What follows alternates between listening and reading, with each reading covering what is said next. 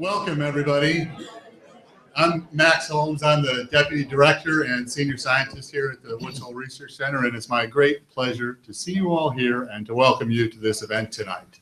We have a full house. In fact, we have people watching online, so there's a lot of interest in this topic, and it's heartening to see a lot of new faces here. So I wanted to just say a couple of words about what we do here at the Woods Hole Research Center. You'll hear more about that as the evening progresses. But fundamentally, we focus on climate change, on the causes and consequences of climate change, doing the fundamental research on that topic, and also working really hard to shorten the gap between the foundational science and the application of that science for wise public policy. There's a brochure on one of the tables outside that describes in a bit more detail the research that we do. Many of you probably have already gotten it if you've been here before, but if you haven't been here, I'd encourage you to grab one to get more of an overview. I'd also encourage you to grab an extra or two and take them home and share them with your friends. The more people that can hear about this, what's happening with climate change, what's happening at the Woods Hole Research Center on this topic, the better. We just announced this panel, I don't know, 3 weeks ago or something like that, and then we kind of went back and forth. Can we pull this off before the holidays? Everyone's busy, everyone's doing different things, and we're excited to see I guess we're not surprised, but we're excited to see how much interest there is. We immediately sold out, filled the seats, had overflow seating upstairs, and again, had an online audience as well that we're hoping many others from around the town, around the state, around the country, and around the world will tune in. People are wondering what's going to happen with climate change and climate science and climate policy moving forward. What will the role of the federal government be? What will happen with the Paris Climate Agreement? These are all questions that we're grappling with here, and I'm excited to sit back in a few minutes and listen to the panel discuss these topics. I wanted to point out one thing. So this is the overview brochure that I refer to. It's on a table outside. We produced this spring. I'm going to read from the first page, the bottom of the first page. WHRC has been recognized for 2 years running as the world's #1 ranked independent climate change think tank. If you forget that, you can see that up here on the panel. But the error is it says 2 years running. This is dated because now it's 3 years running. I think we'll stick with this copy until next year, and hopefully we'll be able to say 4 years when we reprint it. Also in your seats, there are, let's see, a couple of other things. There's the program for the discussion tonight. There are also these question cards. So we want participation from the audience. The way we'll get it tonight is by you filling out cards with your questions. We'll do that at the beginning of the evening, that is right now. If you have a question that is on your mind, fill out this question card, pass it this way, they'll be collected. They'll make it to our moderator who will instantly synthesize all those questions. There'll also be another opportunity for you to write down questions midway through as you hear the panel progress, and we'll collect them again midway. We're remarkably fortunate to have pulled together this distinguished panel and moderator. Heather Goldstone will moderate. She'll briefly introduce the panelists, but you have their bios and materials in the seats. Heather is the science correspondent at WCAI, our local NPR station. She also works at WGBH. She does local stories, but she has a national reach. Many of her stories get out nationally, and she's done in-depth and insightful reporting on climate change. She was at the Paris climate negotiations last year, so she knows this topic in great detail, and we're extremely lucky to have her here. So I think I said what I want to say. Have I forgotten anything? If not, I will turn it over to Heather. Again, welcome to all of you. Thanks for coming. Thanks for being interested in this topic. Talk to your friends, learn, ask, and thanks.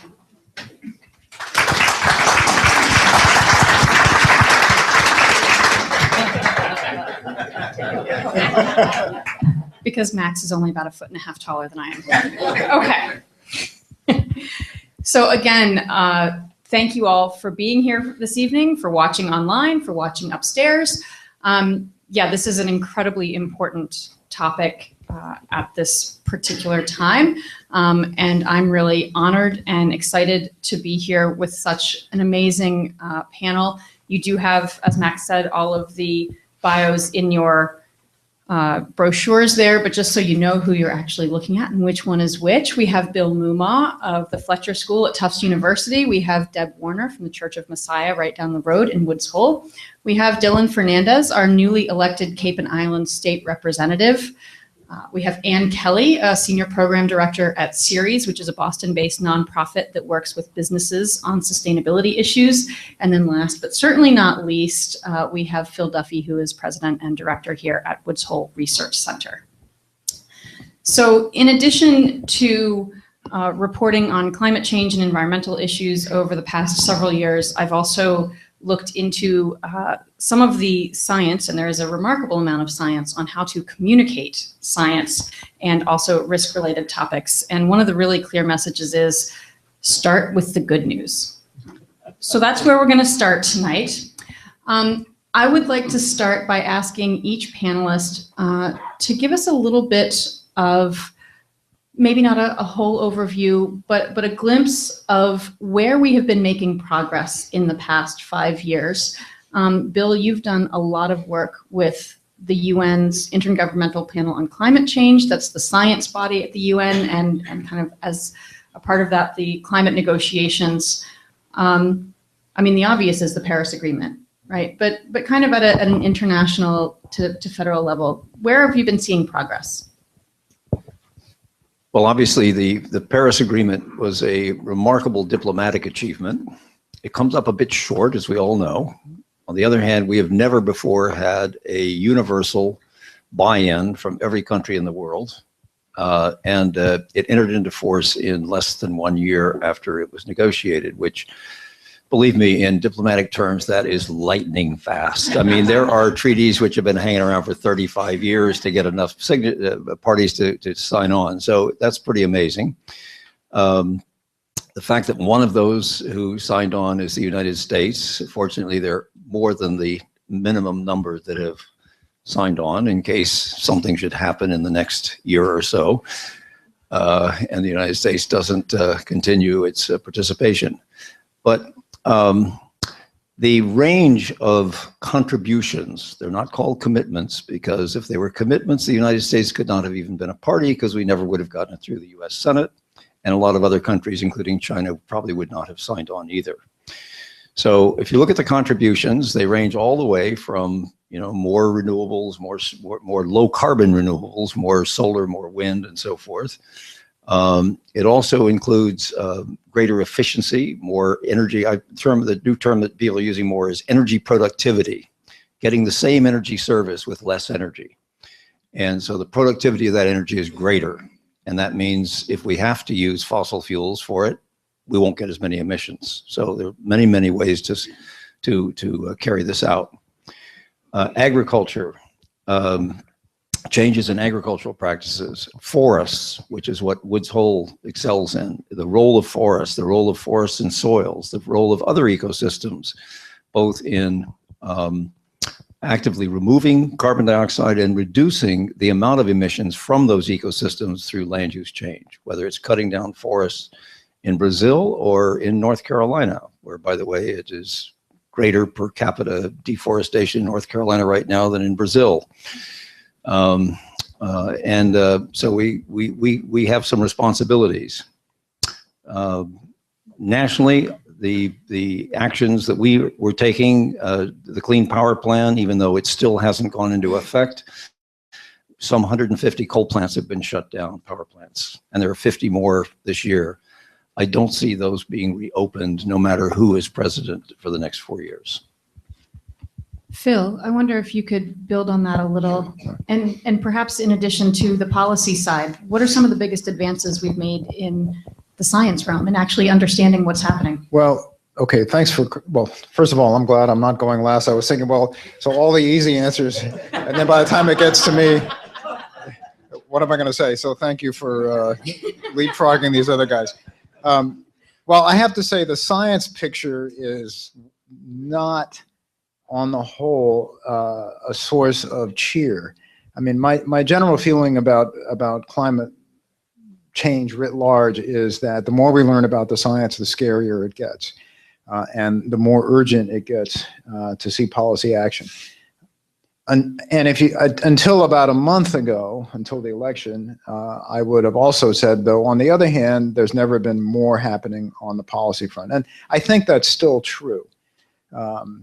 But to get back to the science a moment, the more we see about the potential consequences, particularly some of the consequences of changes in the Arctic and Antarctic, the scarier it looks. And without going into too much detail, what worries me is the existence of thresholds where if we cross certain thresholds in terms of amounts of greenhouse gases in the atmosphere, in terms of amounts of warming, then irreversible processes are set in motion. And just to give you one example, which you may be familiar to you, with a little bit more warming, we will probably cross the threshold where the complete melting of the Greenland ice sheet becomes inevitable.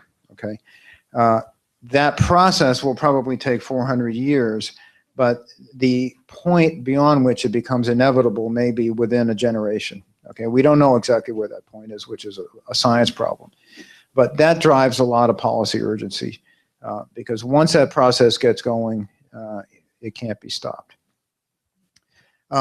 In terms of the policy, though, besides the Paris Agreement, which I think of the Paris Agreement as a process, not a conclusion. It's the beginning, not the end.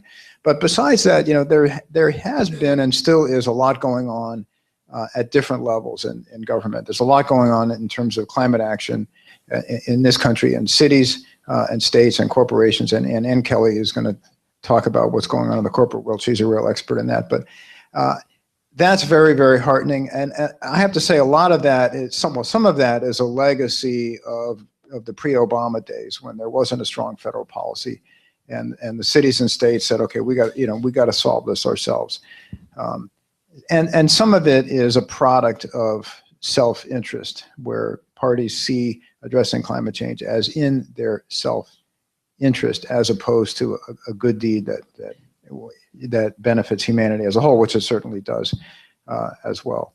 So that, to me, those are the two big things. The science is not particularly encouraging. In fact, the more we learn, the scarier it gets. But on the policy side, there is more and more action. And I'm sure that if the federal government steps back from its leadership role, that we're going to see more and more action on the parts of cities and states and corporations.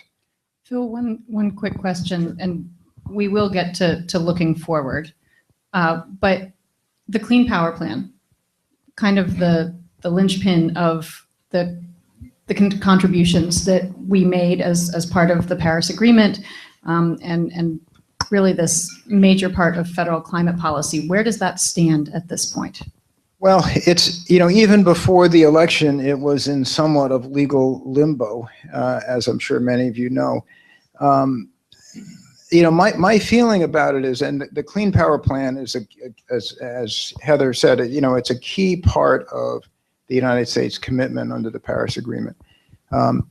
My sense is that regardless of legalities, if the administration does not want to meet its commitment, they will simply stop pushing the actions needed to meet that commitment. And that is the easiest path to slowing progress, if that's what they decide they want to do. Not withdrawing from the agreement, not even withdrawing from the UN process, although they could do that, but just simply being passive and doing nothing. Okay, I'm going to stick with the optimism for a little bit longer. And past 5 years working with the business community, what kinds of action are you seeing? And how widespread is it? Yeah, thank you, Heather.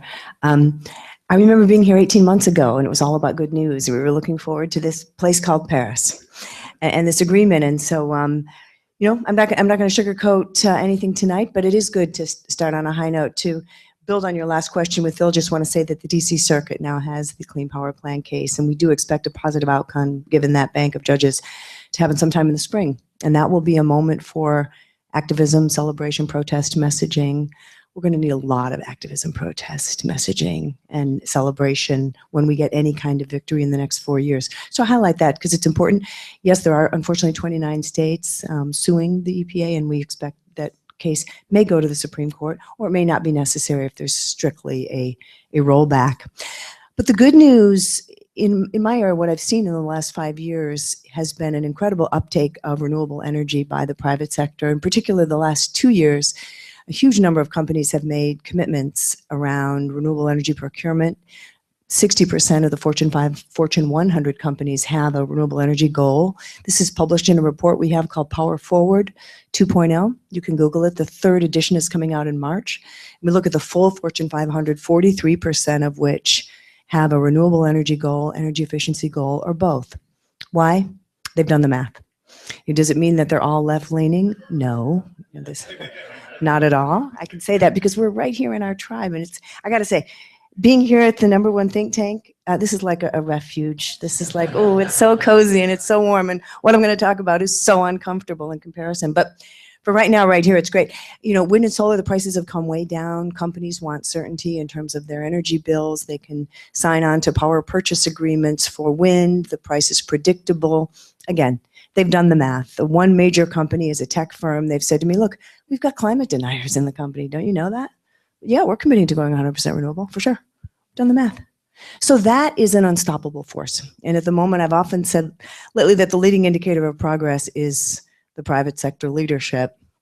The lagging indicator at this moment is perhaps the law and perhaps the federal government. But I do want to maintain some hope there. I did get to have one meeting with the transition team members, and I think that there is room for potentially common ground. I think we have to be open to that, even though obviously the current, the latest announcements would not be positive. But I think what we've noticed with the private sector, and all of you know that several of the big tech companies met with the new administration last week. We know that those companies were saying, look, we're moving, we're doing renewable. Google has about 2.5 gigawatts of renewable energy. They've invested another 2.5 billion in renewable energy projects. They're not going to turn that back. And actually, they specifically said to me, look, we would have made those goals whether there was a Democrat or a Republican in the White House. So to Bill's point, there are some forces that are unstoppable, inevitable, irreversible, irresistible. Those are the ones we need to talk about. Dylan, while yes, for the past 18 months, the message has been largely progress at the federal and international level. Before that, we still haven't had really a federal policy, but things have been moving ahead here in Massachusetts quite apace. What are some of the most important state policies that you see working on this issue? So last summer, Massachusetts passed this really comprehensive energy bill, a really terrific piece of legislation that allowed for, it called for offshore wind and called for hydro energy. And so right here in our district, we have a new offshore wind project 12 miles south of the Vineyard that's coming in, it's underway. And this is the windiest place in America, right here in our district. And so this is really a terrific project. And we're going to see this go underway. Companies are already involved. So this is right in our district, and it's going to be a huge gain for us. Also, there's another exciting project that the town of Edgartown is partnering with a tidal energy group to explore tidal energy and whether it's viable. Right now, the cost doesn't really make sense for tidal energy, so it's going to need some sort of state incentives, and it's also up against some regulatory hurdles, but we're working with them to see what we can do locally. And in Massachusetts, we've been a real leader on environmental issues. We've been a leader on environmental stewardship, and speaking as a millennial, I think this is the biggest issue facing my generation and facing my children's generation. So we really need to step up here. And in Massachusetts, we have, we are rated number 6 in the nation when it comes to solar energy. I don't think I've seen the sun in like 4 days. It is just crazy that we're rated number 6. And And, I don't think we even break the top 35 states when it comes to the amount of sun we get, right? And that's because of some really terrific laws we have here around tax incentives. And this is something that was not addressed in the energy bill, was solar. And so we're going to be up against, we already are up against the net metering cap. If I had it my way, I'd just abolish the cap. So we're going to be up against that. We're going to have to take that up. We're also going to need to be extending our solar tax credits. And also, there's some other legislation that has been pushed in Massachusetts. There's been a carbon tax that has been pushed. The two different bills have been pushed for a carbon tax. One, the most kind of successful one, had 40 co-sponsors last session, was a revenue neutral carbon tax. That might have a chance. I'm cautiously optimistic about it, but when it comes to a carbon tax, I was talking with Phil about this the other day, it really needs to be, it'd be terrific if Massachusetts was the first and we can lead on this like we've led on other things, but having a countrywide carbon tax is really the solution here. And also there's another bill that's been put forward to block up gas leaks. Right now in our state, there are 25,000 gas leaks. You know who pays for that? We do. We foot the bill for that. The ratepayers are basically subsidizing utility companies for their gas leaks. And so this costs us ratepayers $50 to $100 million a year. And it's estimated that it only take about $50 million to plug them. So this is kind of another common sense piece of legislation. And there are others as well, but I think that's kind of a good baseline. I'm not trying to hang you out to dry here. On Friday afternoon, Governor Baker released some new regulations, emissions reduction regulations that were actually court mandated. The Conservation Law Foundation sued the Department of Environmental Protection for failing to live up to Massachusetts law. I don't know if you've had a chance to, I will say right up front, I haven't had a chance to look at them yet. I'm just curious if you've had a chance to look at those regulations and what they look like. No, I haven't had a chance to look at them yet, but one thing, this reminds me of a similar story. So we passed the Global Warming Solutions Act in Massachusetts in 2008, and it basically called for a reduction of emissions by, I believe, 25% by 2020, and then 80% by 2050. And so really kind of aggressive act. And this is what makes me encouraged about kind of my generation and young people's views on this. There was a group of 4 teenagers in Middlesex, I think they were in Middlesex County, who saw that Massachusetts was not going to meet its goals here, and they brought a case suing the state. And I believe it was actually, those 4 teenagers with the help of conservation. Well, yeah. Right. Oh, okay. All I'm saying is it's the same. We're telling the same story. Yeah. That's all I'm saying. Yeah. And and they won. Yeah. And they won. And basically, the SJC said that the DEP needed to take stronger actions to reduce climate change and reduce the impact. So I think that's terrific news, and I think that's really encouraging about the next generation. Excellent. Deb, there's been a lot going on in faith-based communities and organizations on this issue. Perhaps one of the biggest areas or one of the groups where you can find the most agreement. Every religion in the world agrees that we need to act on climate change. So for you, what are some of the things you've been involved in recent years and some of the highlights for you? Thanks, Heather.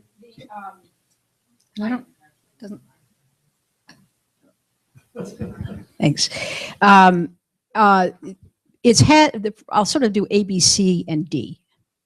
One is that the church has become much more activist in terms of, this was actually raised by the papal encyclical. I mean, that document raises the voice of the voiceless. He speaks about the poor, and he speaks about our level of consumption and what that's doing in terms of the communities, both in terms of the human community and in terms of the natural world. So it's stepping up the plate in terms of activism. Another piece is also just being part of the table and at the table, having a voice. I don't know how many times clergy are invited and people of faith are invited to this conversation. We have to be part of the conversation. Everybody has a voice in the conversation and a part of the conversation. Dylan, when you talked about the carbon tax, one of the things I'm really proud of is the Diocese of Massachusetts went out in terms of, one of our resolutions was in terms of passing that. And so, as well as divestment that we have done in terms of the diocesan investment portfolio. So, which was an interesting process because a lot of the people who were involved in controlling the diocesan investment, which is a big fund that you can that churches are invested in, some of which you can have is restricted and some of which is unrestricted money.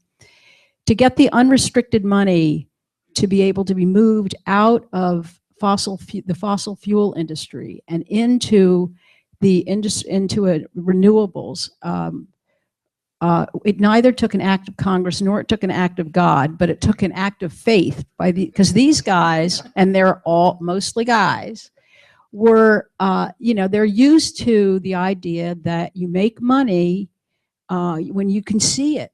And we were saying, and they were saying, that's our fiduciary responsibility. And we said, our fiduciary responsibility is not to make money on the backs of people who cannot afford it. So we stood up to that, and there now is an opportunity for parishes in the Episcopal Church, and this is across the board in terms of other denominations too. I know that United Church of Christ is just, they are way ahead in terms of this. That you have these opportunities for alternative investment. So that's the kind of stuff that the church has been involved in, and the faith community has been involved in. And you're absolutely right. This is an opportunity for people of all faiths and no faith at all to come together to talk about what matters. So we have a lot of momentum behind us. And then we hit November 11th, and suddenly we hit a lot of anxiety about what could be coming. Phil, you've advised a president and worked in the White House. Realistically, what do you expect from a Trump administration? What can the president and his cabinet do in terms of dismantling the progress that we've been talking about to date? Well, I hate to be unoptimistic, but they can do a lot. And there's, starting with executive orders, as you know, the Obama climate policy, or the set of policies, the Obama climate program was really designed specifically to be the set of things that could be accomplished through executive action without the cooperation of Congress. And again, the key tool in that was executive orders, and they can be undone, and not necessarily as easily as you might think, but they certainly can do a lot. In terms of research, obviously, they can reduce research budgets, and that's really significant because what that does is it silences the voice of science, and it's a way, frankly, of shooting the messenger. But I think that unfortunately that may be a direction that they want to go. That that science is inconvenient, and the voice of science may be inconvenient. And as you probably know, in fact, there's an ad hoc group of scientists and advocacy groups who are hurriedly backing up federal climate data, just in case the worst happens. I mean, I personally think that's a level of paranoia that perhaps is not is not warranted. But something in that case, it's if you find out too late that it was warranted, then it is in fact too late. So unfortunately, there is quite a bit they can do. I mean, I will say this though, and that is that the federal bureaucracy, and I did learn this when I was in Washington. The federal bureaucracy is very good at it has a lot of inertia. And it's very good at resisting pushes in any direction, and I like to think I was trying to push them in a productive direction. But they're very good at slowing things down. They're very good at obfuscating. And I've been on the phone with folks who are in various parts of government who've said, yeah, we're changing the name of this, we're changing the name of that. So they're relabeling things so it doesn't sound like climate change. And no, they are, and it's that simple. And I was acquainted with the expression when I worked in Washington, the expression "weebies," and these are the bureaucrats who say, "We be here before you came, and we be here when you gone." And the weebies, the weebies could be very frustrating, but I think at this point the weebies may be our best friends. To that point, though, I've actually heard concern that some of the weebies may decide that it's time to become we don'ts or whatever you call them. Well, no, it's true, and it's a real quandary. I mean, if you work in one of these agencies, well, for one thing, the political appointees are gone by definition, but the career people in these agencies, and I've talked to a number of them since the election. It's hard, and the basic decision is, look, do I stay and fight this and try to block things and try to obfuscate? And that puts you in a very, very uncomfortable position to be at odds with the top of your chain of command. It's very, very difficult. It's very uncomfortable. It's a day-to-day nightmare. Do I do that, or do I just get the hell out? And everybody has to make their own decision. Of course, the danger is if those people get out, then they can be replaced with others who will be more cooperative. And look, the thing I worry about is I would hate to see the United States become a place like China, for example. I hate to single out an example where you don't believe the statistics that come out of the government. I mean, right now, I basically have faith when I read economic statistics, when I read climate data coming out of the federal government. I believe it in the sense that I believe this is the best information that science can provide. But that's not true with a lot of countries. The numbers are cooked, right? And I would hate to see that happen in the United States. And it's the dedicated bureaucrats who sticking to their posts and fighting who will prevent that from happening. What do you think are the prospects if the United States withdraws in some form, or simply without formally withdrawing, steps away from the Paris Agreement? What does that mean for the Paris Agreement? Well, it certainly won't kill it. I mean, I believe, and a lot of people believe, that the agreement would not have been possible without U.S. leadership, and specifically the U.S.-China agreement, the joint announcement, which was about a year before the Paris Agreement. U.S. leadership has been very important, but look, there's no question that the process will continue.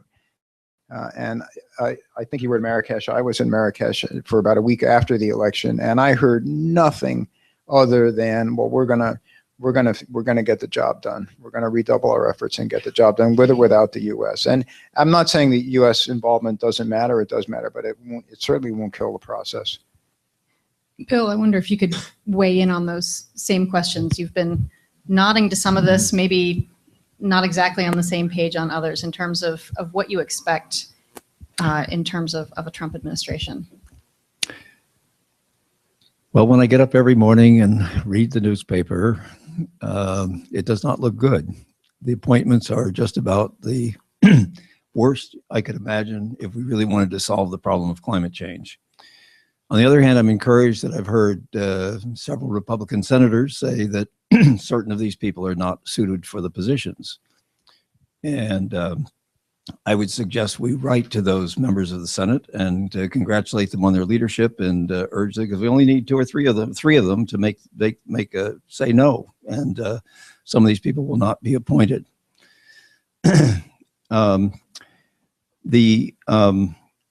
I just want to pick up on a couple of other comments were made here. I do some consulting, and I just came back from consulting for the major U.S. Manufacturing corporation, and I'm on their external sustainability advisory board.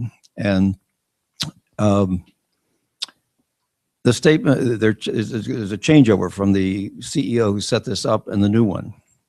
A week before our meeting, we got questions which dates next year were available for the sustainability meeting, a lot of which is about climate change. And we met the new CEO. He said, we're not changing our direction for the sake of 1 4-year term in the White House. And I think you probably have more connection than that. I through the climate group, which I'm on the board of, same sort of thing. The corporations there are all saying we're aboard. We're going to keep doing this. So I think an awful lot is going to happen outside of the federal government. In fact, most of what has happened in the United States to address climate change has happened outside of the federal government. This past year, Iowa, which is not exactly a blue state, got over 30% of its electricity from wind power. And the estimates are that sometime in the early 2020s, they will be 3/4 of their electricity will come from wind power. Texas has more wind power than any state in the United States. I think they got 12 or 13% last year. These kind of changes are taking place because, as you said, they make sense. And I think that's one of the best defenses here is when something is proposed is to argue it in the economic terms, because there's going to be, if you look at the views of the Republican Congress, they're all basically about money, money, money, saving money, not spending money, doing this and that and the other thing. And if we're going to do things, we need to do it in the most economically efficient way possible. And a lot of that falls exactly in line with addressing climate change. So that's not everything, but I think we grab those opportunities and use them in that particular way. And the fact that the states have been doing so much, California's new plan is extraordinary. Massachusetts done quite well. I think the court case was great. I was actually an amicus intervener in that case with the teenagers. They wanted somebody from the scientific community to give it a little credibility, and I was honored that they thought I could do that. And I was ecstatic when it was a unanimous decision by the Supreme Judicial Court, delivered by the politically most conservative justice. Now that is, I think, progress. We know that we are home, at least in this state. So let's just see if we can't keep operating where we can operate, and we will try to prevent the worst from happening, but we will go forward in the ways that we can.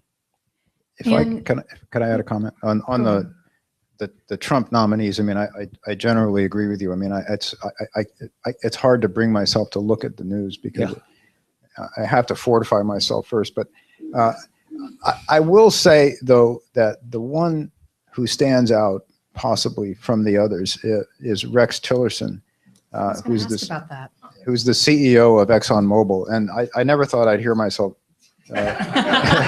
say this, and George Woodwell may disown me, but people who know him seem to think that he has integrity. And he has said that he thinks climate change is real. He said he thinks it's serious. He says he supports the UN process and the Paris Agreement, and he said he supports a carbon tax. So what the hell?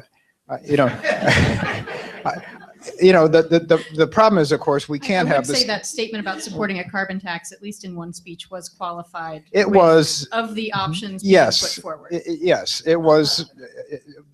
It was, but still, the problem is we cannot have the State Department having one climate policy and the EPA having one that's completely the opposite. At least, as far as I know, we can't have that. Although I don't know what's possible anymore. So I think something's going to have to give. We'll see. But I have a little more hope for him than for the others. I don't know. Maybe you want to comment on that, Ann? And I wouldn't presume to think that the business community is any monolithic entity. No. What kinds of responses have you been fielding and hearing from business leaders to Trump's election. I mean, he's a businessman. He ran on a platform of jobs and economics. Well, there's businessmen and there's good businessmen. Before I go down that very dark path, there's a point of highlight, a positive note I forgot to mention earlier. When Phil said inconvenience, I couldn't help but want to tell you all that you may know Al Gore has come out with the sequel to An Inconvenient Truth. It's all based on solutions. It's not a downer at all. It's all the good news. And he focuses on Texas as being this incredible wind center. So that'll be released, a public release in May. And when they release it, they'll have a surround sound of positive announcements and commitments around it. It's going to be breakout at Sundance in January. I asked before this session if I could tell you that, and they said yes. So that's good news. The reaction to Trump, I don't want to, I mean, you've all read the reactions. I don't think in the business community they've been really any different. There's, extreme concern, extreme regret from a wide range of issues. Many companies actually rely on international trade, and so the loss of the TPP, they just don't see any sense of that. You could say, well, are they acting like kids in a candy store given the upcoming tax cuts? No comment on that, but there certainly are going to be tax cuts coming. But there's just deep concern about a full range of issues and really a lack of confidence about competent leadership. I think that's a pretty deep concern. The one meeting I had with two members of the transition team, there were CEOs in the room saying, we want to build a bridge, we want to have common ground. The team was suggesting, hasn't it been horrible these last 8 years? And they said, no, actually really hasn't. Things have actually kind of worked pretty well. So that was an important bonding moment, I thought. And I saw in that conversation the possibility to bridge. And the catchword tonight, it has to be bridging. As I said, this is a wonderful tribe, but we have to not be red and blue anymore. That's why I'm wearing purple cup. I think the hard work of the day, and I really do mean the hard work of the day, is really trying to bridge, build, and come up with solutions. Though I gotta tell you, I'm sitting next to Dylan. I'm so inspired. I'm just feeling the inspiring love sitting next to this guy. And at your age, I really compliment you for running for the legislature. And I know you're going to be working 24/7 after January 4th. So you better party between now and then, because we're going to be on you. But I don't think I knew. I mean, you just gave us a great marketing plan. This is the windiest place in the world. Less hot air, more wind. Go Massachusetts. Yeah, you got to use that. Yeah, Which I think is our perfect entree to a big thing we wanted to talk about tonight, which is how do we go forward, and not just in terms of action, but how do we begin to build those bridges, talk about climate in perhaps a new and different way. Dylan, as our, I wouldn't say token, but our single representative of millennials here, I think, in the entire I'm the group. token young person wherever I go these days. I mean, this is, as you said, millennials and young people, this is simply scientific fact, a reality, and the single greatest challenge that you face. How do you begin to spread that message, that vision to other generations and more broadly? Sure. Thank you. Just a quick point before that about Trump's transition. Actually, just 2 hours ago, signed on a letter with fellow legislators and future legislators, reps-elect, calling on Trump not to bring in Steve Bannon into his administration. Not so much because of his views on climate change, just more on his approach to and dismissal of general civil rights and civility. And the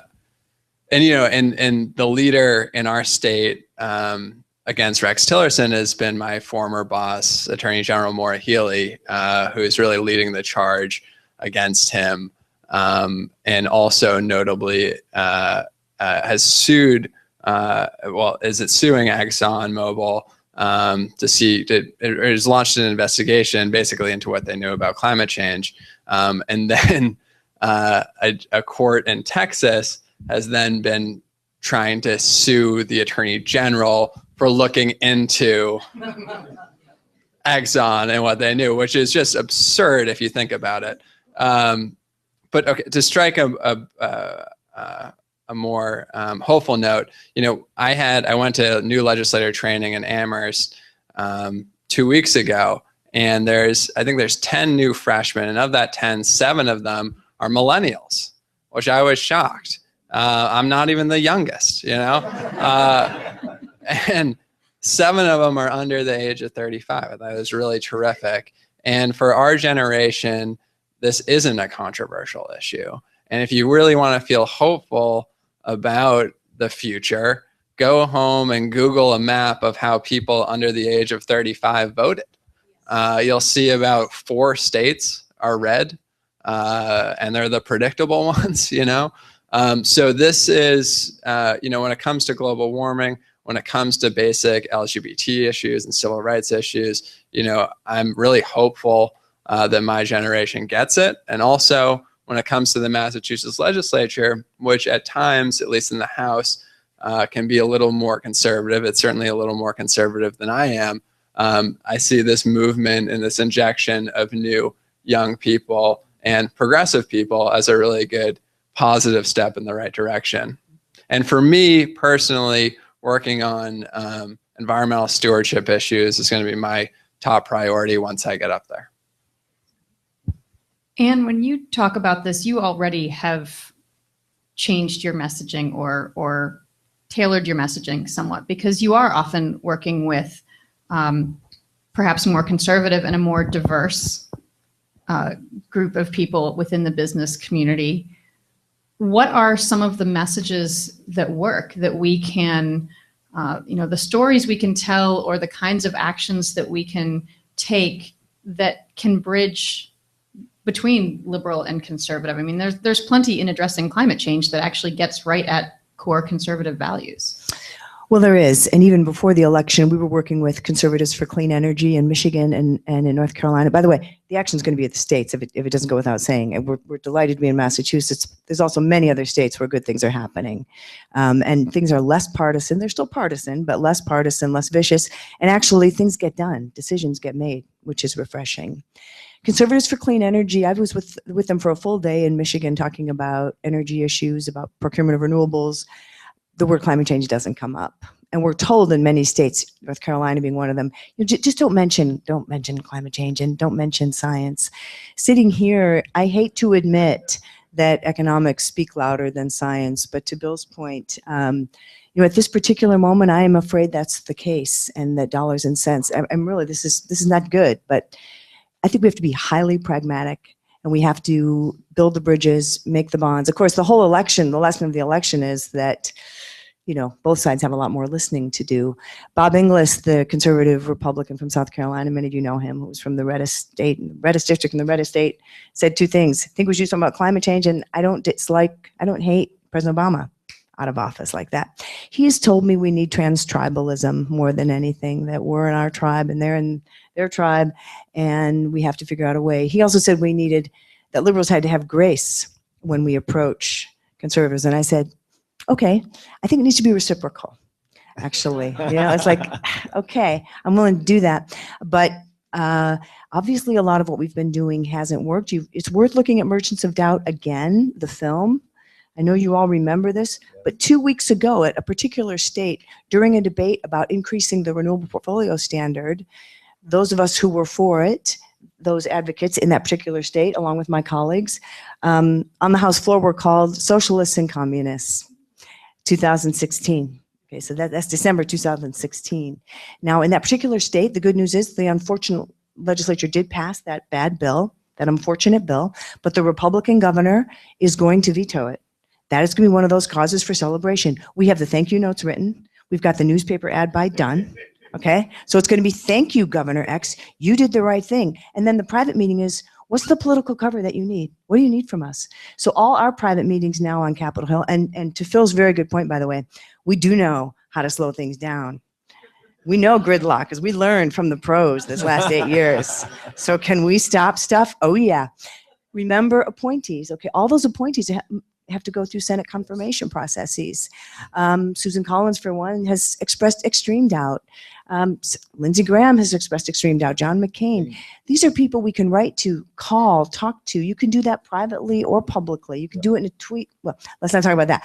You can do it in a phone call or an email. You can call the staffer. You can talk to your relatives and friends who are in those districts and states, but in particular with the Senate, it's not that hard. We've got about 15 reasonably moderate people you can communicate with. But to Heather's much larger, very important question, that is a much bigger task you're getting at, is how do we now, we don't want to be called watermelons. A lot of people in the red states would still call us watermelons. Everybody tell me what that is? Green on the outside, red on the inside. Okay, that's still communist. And when this happened this month, and my young staff are saying, why are they calling us communists? Like I said, wow, the reason is we've not done our work. We've not done our work.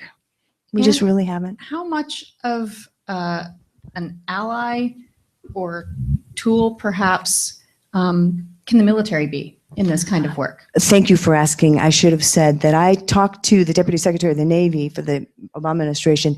He's now at a private company, but he was the green energy guy, and basically said the one thing he was pleased about with Mr. Mattis, I forgot his first name, the appointee, is that he really, excuse me? Mad Dog Mattis, that was it, thank you. Mad Dog, of course, how did I forget that? The one great thing, he's a mad dog about green energy, and he really understands this vital link about security and green energy. And the gentleman I was talking to is now at a completely unrelated company. We spent the whole time talking about the Army and the Navy and how, go with a deep analysis of how important this linkage is. And he said, this fellow gets it. So, let's hope so. Let's see how he tesifies, and let's contact our delegations and make sure that he gets asked the right questions. But I think generally, the military can be a real ally. Because see, what Bob Inglis told me was the Republicans didn't necessarily trust the DOD messages earlier because somehow there was some myth that Obama was telling them what to say. Well, guess what? They're still saying it, and it's a new administration. So we should definitely leverage that. All right. It's 6:25. I will be honest with you. I've already got more questions up here than we can possibly address in the next half an hour. But if you have a burning question, please get your cards to the front. We'll see how much we can get through in the time remaining. Bill, the science message about climate change has been out there for decades. The economic message has been out there at least for several years. Is it time to try something totally different? Ethics, morals? Well, the discussion has been dominated by scientists and economists, and as you point out, it's not actually persuaded a lot of new people to come into the tent. I guess I'm addicted to facts. That's an unfortunate aspect of my upbringing or something. I don't know. I do think that continuing to use facts is important. But I think one of the most refreshing things, and you mentioned this, was the papal encyclical, which for the first time injected ethics and morality. You don't have to be a Catholic to hear what the Pope had to say. By the way, as somebody who's written many IPCC reports and parts of them, I wish we had been as clear as the people who wrote the climate part of the encyclical. It is absolutely clear, short, concise, and powerful. And references scientific documents for the first time specifically, yes. I mean, thank you, Galileo, for working this out a long time ago. But basically. But basically, he just says flat out, the science is clear and it is accurate. That's basically what he says in clear terms. And then he goes into the moral and ethical and, since he's the Pope, theological arguments. They all are congruent. They all line up. They're all saying the same thing. And it was just so refreshing to hear that message coming. And then the past 3 years, I have given more talks at churches and synagogues almost than I've been giving university lectures. I mean, the number of congregations who want to hear about this issue and what they can do is really, it's very encouraging. And for all of these religious groups, it is a basically strong message. Let me just share another a dimension of this. My wife Margot and I were in Vietnam for 16 days during the time of the election. We were with 23 other Americans, and we were all stunned. And we went through all the the grief, the anger, the everything, all the stages one goes through. And we were in the museum, in a history museum in Saigon. And needless to say, the United States has not had a great record with the Vietnamese. What amazed me is we had not a sense of hostility the whole time we were there. And we found an explanation for this in a way, from a statement that was in the museum, that after the end of the American War, one of the leaders made the following statement: anger uses an enormous amount of energy that is better spent in moving forward. I found that so powerful and so moving, being in that situation, but it occurred to me, I think it applies in our country as well.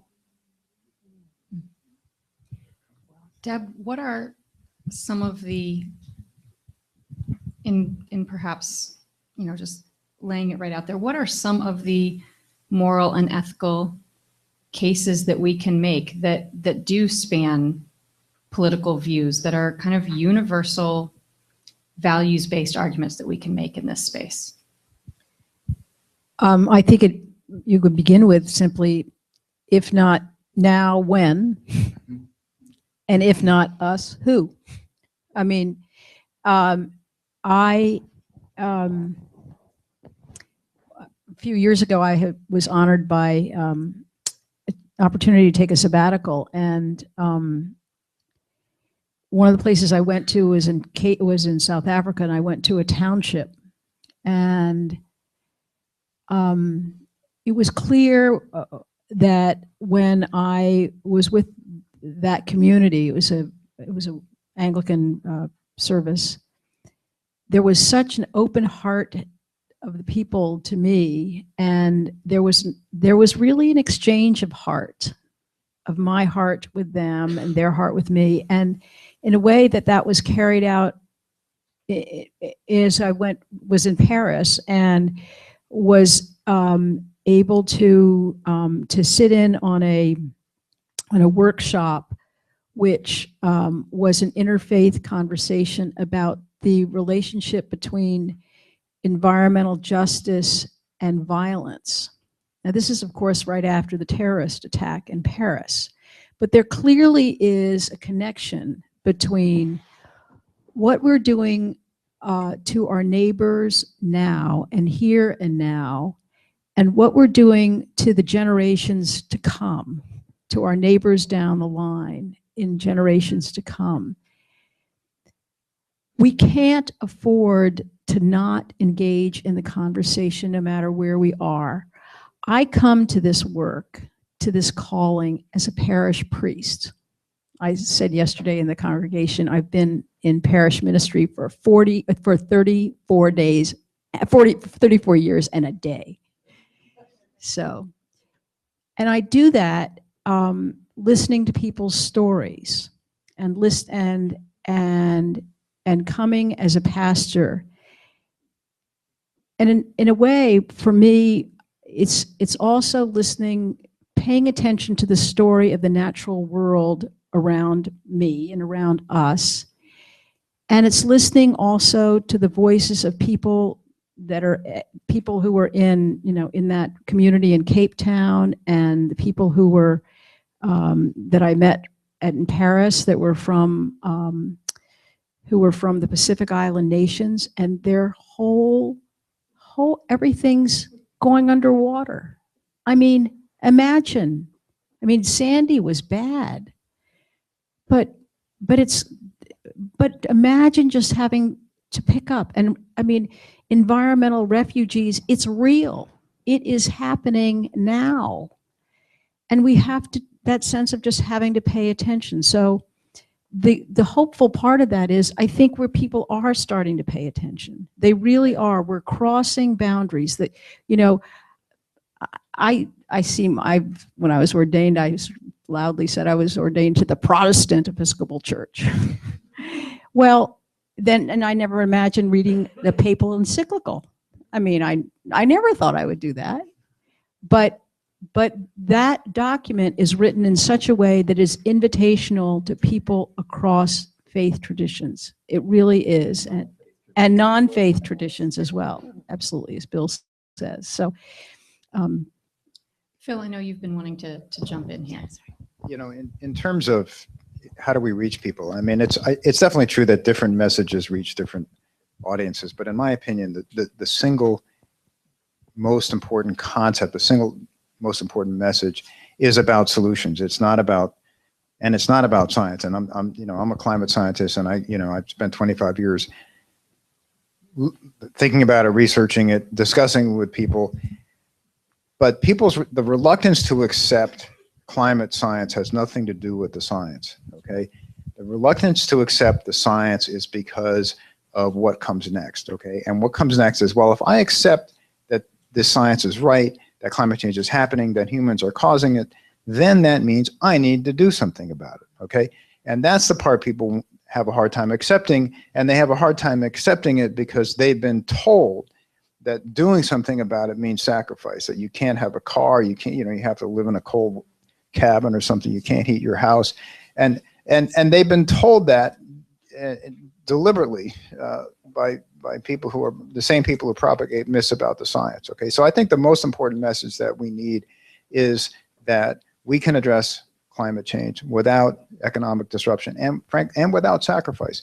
And look, sacrifice doesn't sell in the United States of America. Okay, a message of sacrifice, forget it. It's not going to fly. And I truly believe that as well. And one of the things that's really interesting now in the academic sphere to me had nothing to do with science actually, but is the fact that we actually now in the world are starting to gain significant experience with climate policies, with cap and trade systems, with carbon taxes. The number of jurisdictions who have these policies in place is amazingly large, larger than I knew, probably larger than you know. And we're starting to get a body of experience with how do these policies work and what are their economic consequences. And it's really interesting to read that literature, and what the literature shows, in fact, the economic, to the extent that we can discern it, and the picture is still starting to emerge, but to the extent that we can see it, the economic consequences of climate policies like carbon tax, like cap and trade systems, are either undetectably small or positive, actually helping the economy. And that's a key message, because if that holds up, if that turns out to be generally true, and I believe it's true for well-designed policies, okay? If that turns out to be true, and if we can get that message across, then how can you argue against addressing climate change if it actually helps the economy, or at least doesn't hurt it? Absolutely. So I come with a background of working in politics, and worked on Elizabeth Warren's campaign, worked on a few other campaigns, was Maura Healey's political director on her campaign. So have a lot of experience of communicating to voters. And so, I mean, if you're communicating to a Democratic electorate, you're hammering in on, you're talking about climate change, talking about kind of civil rights, and hammering in on some like really kind of red meat issues that gets the Democratic base fired up. If you're talking to an independent or someone who's just not interested, they care about their pocketbook. So those are the issues that you talk about. They care about, their healthcare costs. They care about kind of their job and their wages. They care about the money that's affecting them on a daily basis. And so I think when messaging for climate change, we need to be coming up with incentives that have these people who, frankly, could care less about climate change buy into the system. And a great example of that is our solar tax credits here in Massachusetts. I know a whole lot of Republicans who could care less about global warming that have solar panels on their roofs because it's saving them on their energy bill, and they're getting tax credits. So as a policymaker, we need to be thinking about ways to get people who don't care if the sea levels are going to rise or don't care about global warming to buy into our system of trying to create change here. Anne and Phil, we've got a lot of people here looking for some pretty concrete guidance.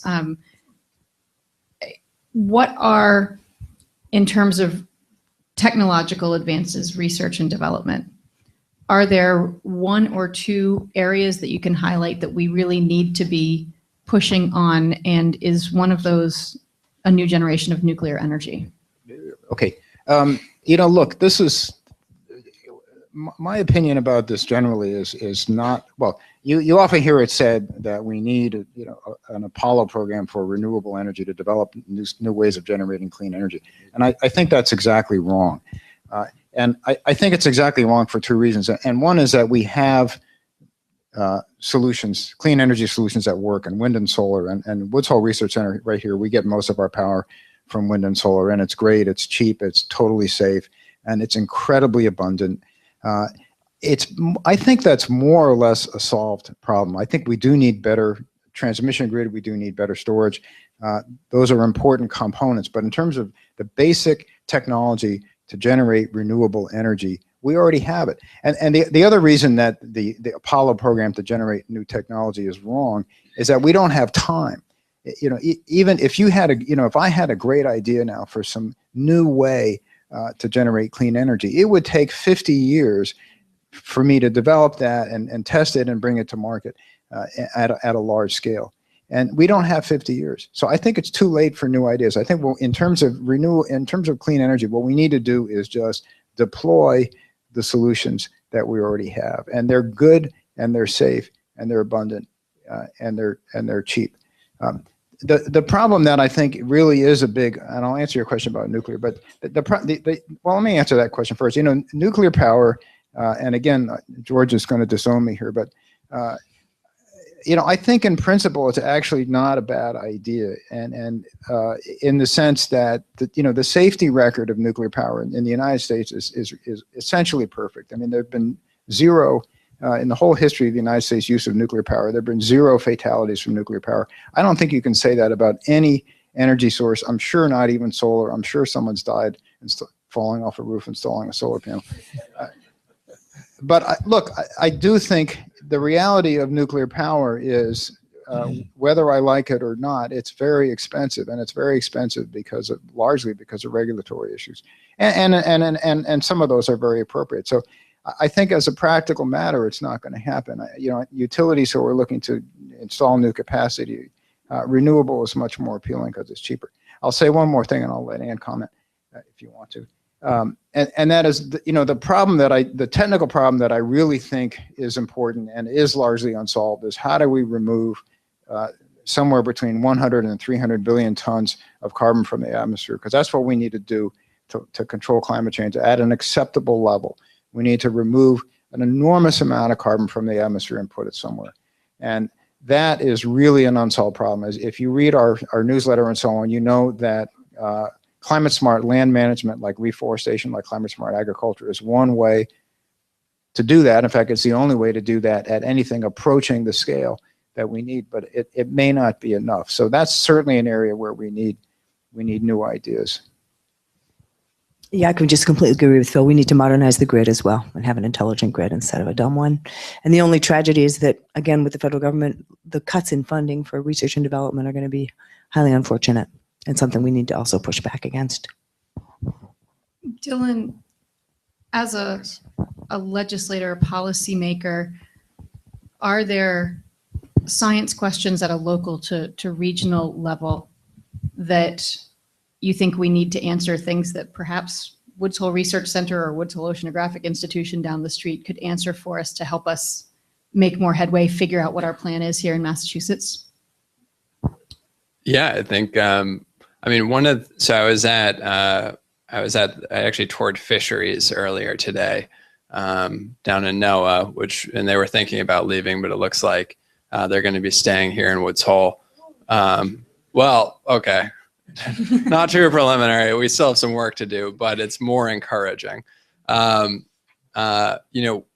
Woods Hole is home to the most terrific, world-recognized scientific institutions in the world. We're sitting in the institution that's rated #1 globally for its research on climate change, right? These are institutions that if you go anywhere in the world, people know about them. But oddly enough, in Massachusetts, if you went out to Worcester and said, hey,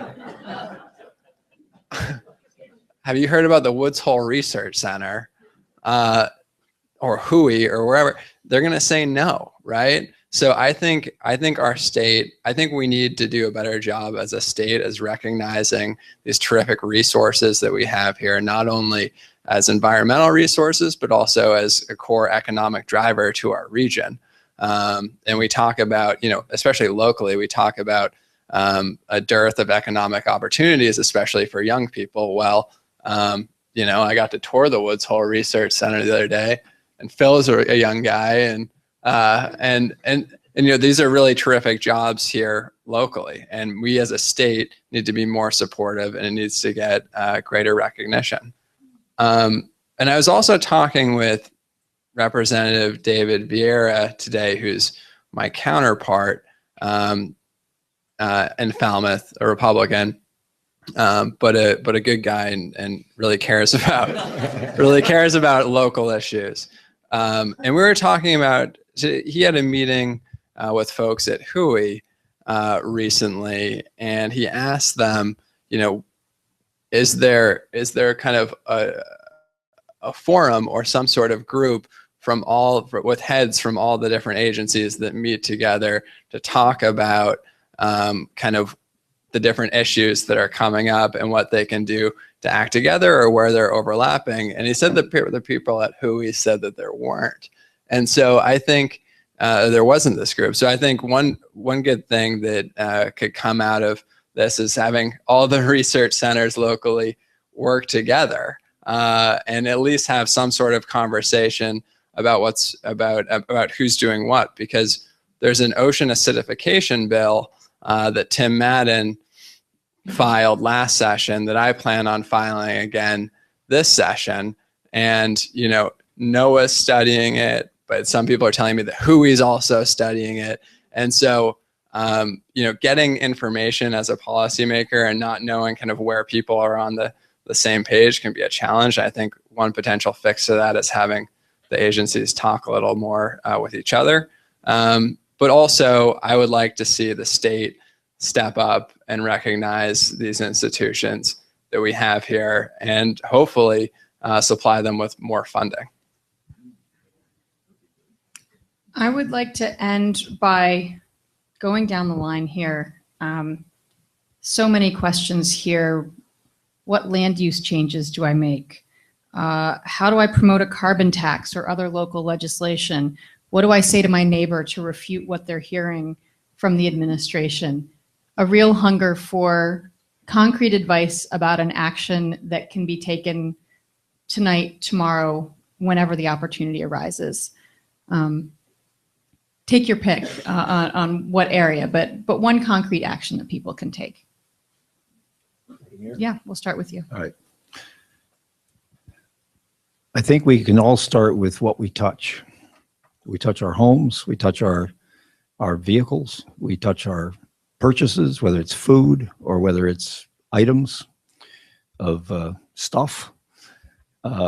Actually, stuff has more carbon intensity per capita than anything else we do. But so our choices are important. In our homes, I mean, George and Catherine developed their unique solar technology many, many years ago. I can't remember how many years ago it was, George, but it inspired me. When they built the Woods Hole Research Center, look what they did.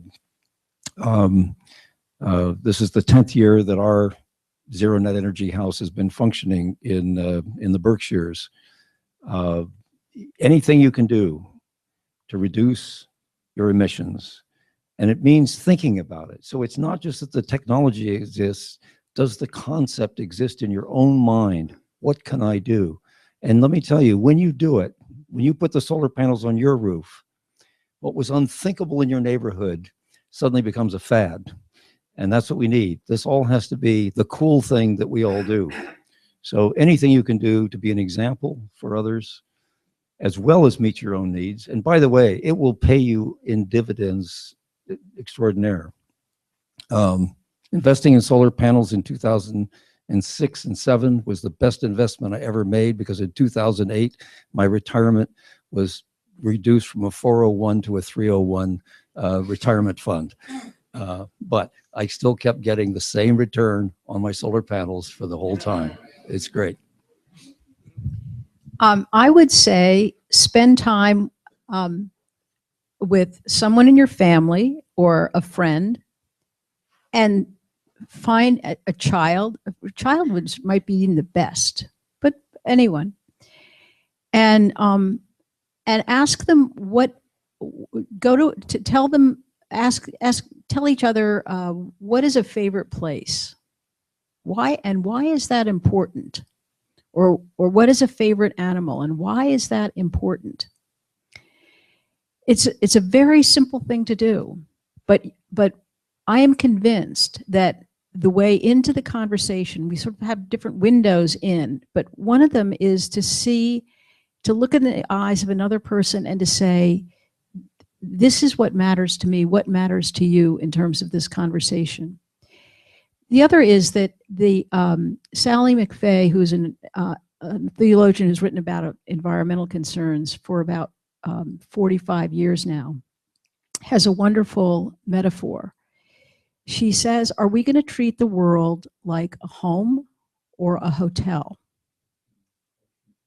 If it's a hotel, there's so much that's disposable. You know, you use the shampoo and the this and the that, and you just toss it away. But a home, we don't do that with. So it's doing both those things. It's spending time with someone you care about and finding out what it is that matters to them. And then in terms of our own consumption levels, are we going to see the world as a home or a hotel? I would say take action. Woods Hole Research Center does the research, but there are groups out there that take direct political action because of the way that they're structured. The Environmental League of Massachusetts is a terrific organization in our state that lobbies legislators, puts pressure on the legislature. It helps people like me get elected. They endorse me because of my views on the environment. And also there's the Sierra Club of Massachusetts, another terrific advocacy group that gets involved. They make phone calls, they knock on doors. They can't donate, but they do the volunteer work to get people who have really strong views on the environment elected. And that's really important, right? That's why this panel is here, is because we elected someone who doesn't believe in climate change, and now we're kind of thinking about, how do we address this? The elections are extremely important, but also the time between them is even more important. So, and that's why the people in this room really need to step up and get involved, take action in really meaningful ways. And so calling legislators, you can call me. I guarantee we're on the same page, but more importantly, call your friend who lives in, Hanover, Massachusetts, that has a legislator that's a Republican, or has a legislator that's not keyed into environmental issues, and have them call their legislator, right? And think about that. Think about what you can do across the country to put pressure on legislators. Because as a soon-to-be state rep, if I get 3 calls on an issue, I'm like, wow, this is a serious issue. Like, people are really fired up about this. That's 3 phone calls, right? I haven't gotten, I'm not in there yet, but I haven't gotten 3 phone calls on anything yet. And if I did, you bet I'd be paying attention to it. So direct advocacy from constituents is incredibly powerful. And too often people in our state, locally, and in our country think that their voice does not matter, that their voice is not a part of the political process. That couldn't be more wrong. And so I just urge you to take action, put pressure on legislators, and don't think of elections as the time to act, but think about the time between elections as the time to act. Well, Heather asked us what to do, and I want to make some suggestions, but first talk about how we do. These were all three really good suggestions, and I think how we have to do things now is with a vim and vigor that we never had. Before I woke up with no voice, I said to my husband, honey, I'm not going down to Woods Hole today because I have no voice. He says, what do you mean? You're not going to go? You're not going to show up? No, I'm making you a hot toddy, whiskey, honey, lemon. You're going. So I'm here. There he is. He brought me here. Okay. We know where she gets her vim and vigor. Yeah, it's all, I'm Irish. I'm just telling the truth. It's the only reason I'm speaking right now. I say that because I know my parents were big Vietnam War activists, and there was a time there where every weekend they didn't know what protest they were going to next. And it was like, we're getting the station wagon, we're going to DC from Michigan. There was a sense of urgency that I know people in the civil rights movement had felt. And of course, they did this all without the internet. So lucky us. Lucky us that we have all these resources. We live in Massachusetts. We have an amazing center like this to come to. We have no excuse. To whom much is given. So great suggestions. Love Bill Moomaw's. When you get the solar panels on the roof, do the cocktail party and show them off. Roof envy is a great thing. And, try to invite people that voted for either their Republican representative or congressperson or for Trump, and just start to have that conversation. And it's not fist in the air. It's to help us understand what motivated you. And then I think we have to listen and listen and listen, and then get out your utility bills, plaster them up on the wall. I really agree with Deb also, and I would recommend that conversation with a child, because I'm getting very concerned about nature deficit disorder and making sure that that child takes you to a place and not a screen. I want to build on what Dylan said, and of course, I'm going to call for political action as well. And at the federal level, I hope everyone's in DC on January 21st. All those confirmation appointments deserve your pushback. We got to pay a close attention to moves on defense. There's many, many efforts around saving the Paris Agreement. I have one, happy to share with you later, that's going to bust out on January 13th, just before the inauguration. Also need to push for those fuel efficiency standards in cars. We don't want to push back on CAFE. It's super important. And I think that it is really important to be active on Beacon Hill. So I know we're all going to sign up for Dylan's newsletter, and he's going to tell us, when we can show up, when we can speak up, when we can really make things happen here. I think we can pass a carbon tax in Massachusetts, and we need to do that. I'm active at the federal level. That is happening too. If you're interested, you're right. It does need to be federal. But there's so much that we can do here. I think we need to rest up, have a good holiday, and then come back after the new year, really, really ready to roll. Before you hand the microphone away, how can consumers vote with their dollars? You're a representative from the business industry here. Are there tools? How do you even know what it would mean to vote with your dollars as a consumer? Well, Bill made a good point about stuff. And there's a great quote from the sustainability director of IKEA that said, we've reached peak stuff in America. Peak stuff. And this is a guy who sells stuff, okay? But leave it to our beloved Swedes. They completely get it.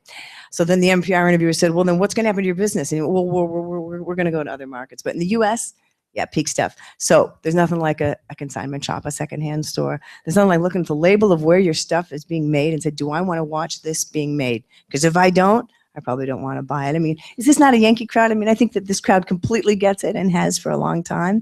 Teaching our children, obviously, to buy fewer things. But in terms of, okay, now you do have to go to a place and buy a thing, and you're asking what's the more responsible entity. There is a lot written about this. I think asking when you're making a purchase for a sustainability profile from the clerk. I do this at Starbucks all the time. Remind me why you grow shade coffee. Now, where's your sustainability package? And I was buying an Oriental rug a while ago, and I said, excuse me, I didn't see the label about no child labor on this one. Do you have it on this rug? Because otherwise, don't buy it. It's a really effective thing to do. You get all the way up to the counter, and then you say, oh, you pretend like you really wanted to buy it. Say, oh, so you mean you can't tell me that there's no child labor in this and that it was powered by 100% renewable energy? Okay, I don't want to make the purchase. Reverse purchasing, phantom shopping, it really does work because all the big brands pay attention to this. No, I'm telling you the truth. Other than that, buy less. Patagonia is the best. Ask a lot of questions, and try to look at the renewable energy profile of the company, just to get right into climate. Of course, child labor is important to me, but really on the climate change issue, on all their websites now, you can find their renewable energy commitments. If you don't find one, then you need to go to the store and say, excuse me, before I make that purchase, can you just remind me of your renewable energy commitment? And guess what? You're most likely to get a clerk that's about Dylan's age. And what does that mean? They want to answer you. Okay, Dylan's exactly right about young elected officials. Who knows the youngest woman ever elected to Congress? 32 years old, Elise Stefanik, upstate New York, pure Republican. She said, of course I get climate change. Of course we're going to solve this thing. I'm 32 years old. Carlos Cobello, 36, South Florida. They have formed the Bipartisan Climate Solutions Caucus. There are young, moderate Republicans. Now we hope they don't get whipped by the party, but post-election they have said they're willing to work. Those people need cover. They need political cover. They need friends. So sorry to go on so long, Phil. Sure. Well, but that was great. I'm glad to hear that we're reaching peak stuff because I'm running out of room in my basement. You and me So both. a lot of really excellent and thoughtful suggestions, and you did leave me till last this time, but I'll just emphasize what I think the importance of connecting to nature and showing your kids and grandkids the value of nature. And, you know, on some level, I think that is the basis of everything, in the sense that if more people understood that nature and a functioning natural system, a functioning biosphere, is essential to life and prosperity, then we wouldn't have the environmental problems that we have to begin with. And you know, I think on some level that's what it boils down to, is folks don't get it, that we actually need nature. It's not just something pretty you go look at on a weekend, that we actually depend on it. And that understanding comes with exposure and understanding. So, you know, take your kids out and grandkids out in the woods, and it's therapeutic anyway. But I really think that may be one of the best things you can do for them. Thank you all so much for a wonderful almost hour and a half that flew by. And thank you to everyone for your amazing questions.